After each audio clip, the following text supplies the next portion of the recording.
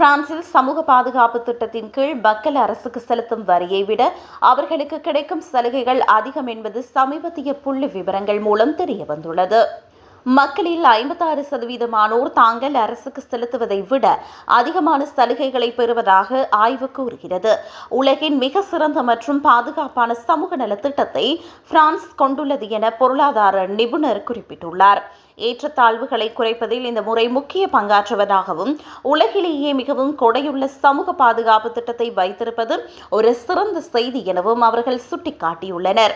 மக்கள் தொகையில் பெரும்பாலானோர் வரி செலுத்துகிறார்கள். ஆனால் மறுபுறம் ஓய்வூதியம், வேலையின்மை, நிவாரணம் மற்றும் பிற சமூக பலன்களை அவர்கள் அதிகம் பெறுகின்றார்கள்.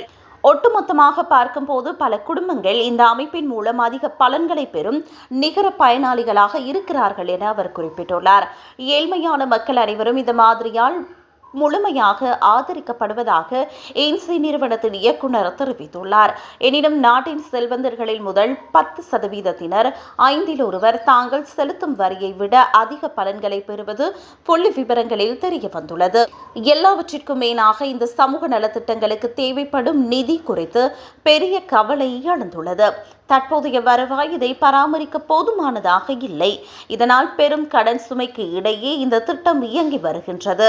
இந்த கடன் சுமை நாளுக்கு நாள் அதிகரித்து வருவது பொருளாதார ரீதியாக பெரும் சவாலாக மாறியுள்ளது.